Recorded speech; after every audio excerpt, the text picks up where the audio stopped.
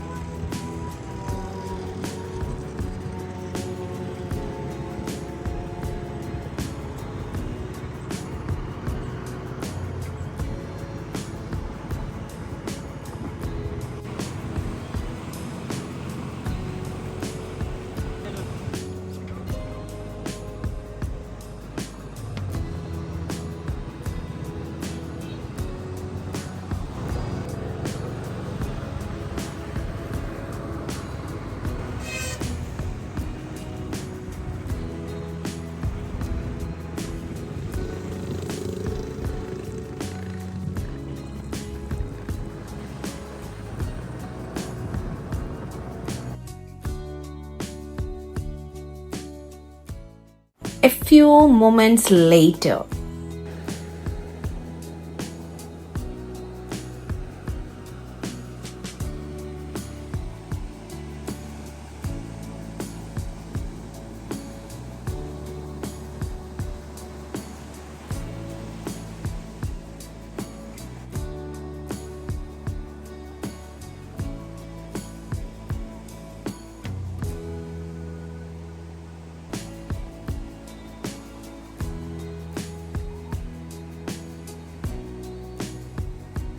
ഇതാണ് പുതിയ വിശേഷം. ഞങ്ങള് കോവളം ബീച്ചിലാണിപ്പോ.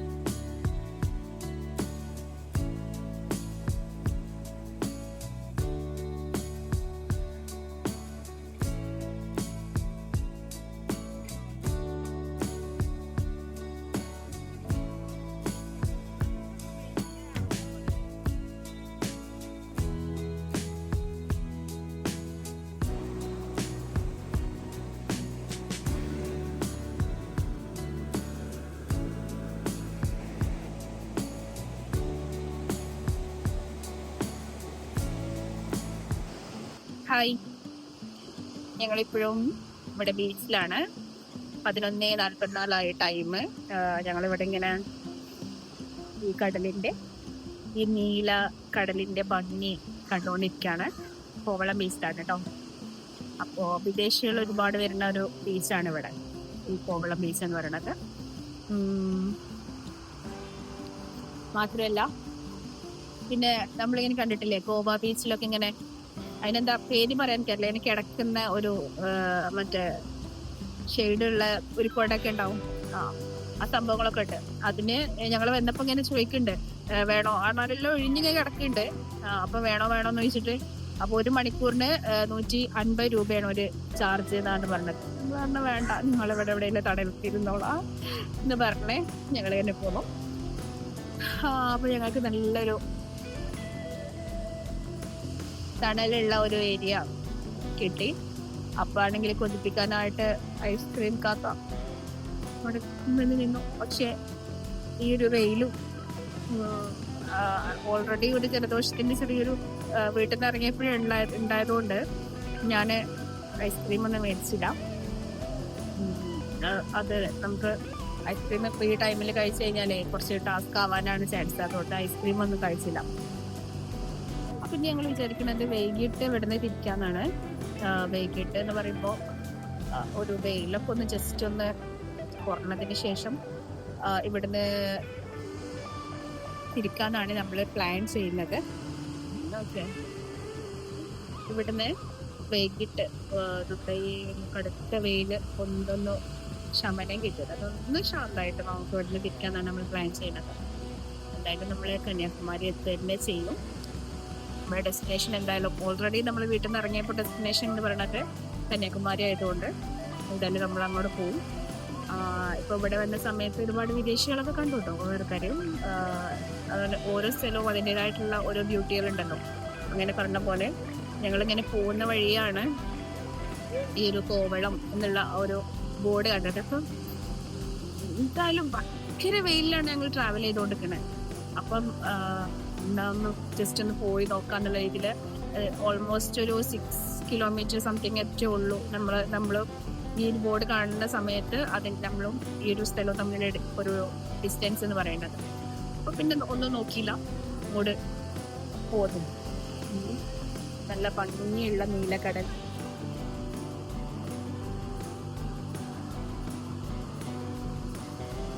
വളരെ ബ്യൂട്ടിഫുൾ ആയിട്ടുള്ള ഒരു Lucy.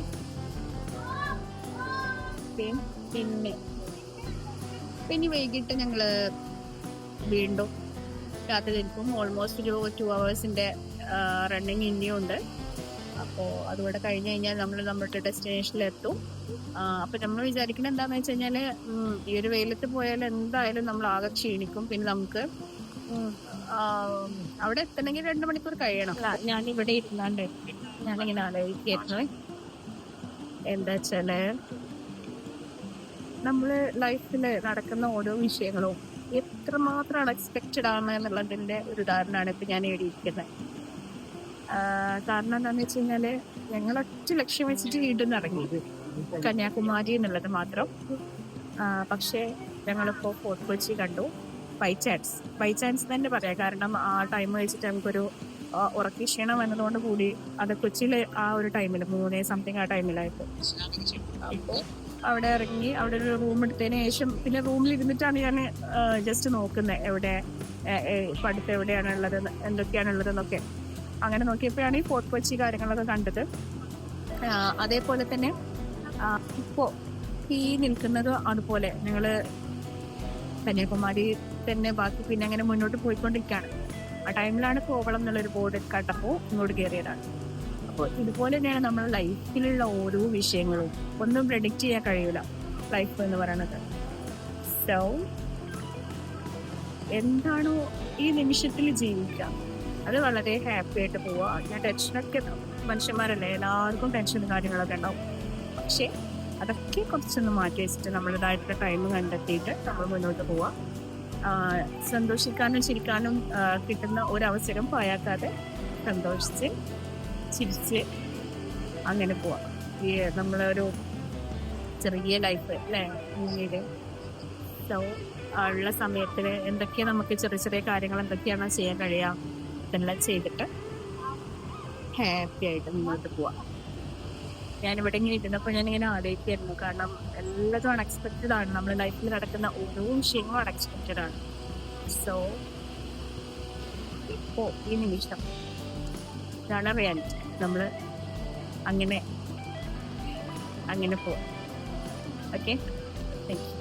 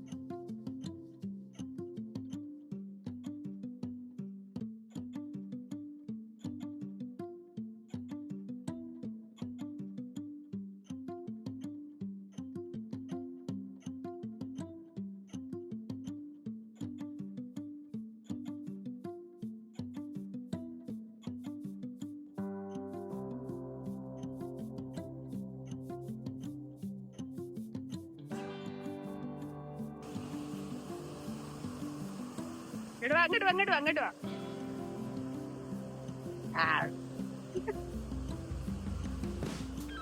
Papa, bye bye. See you.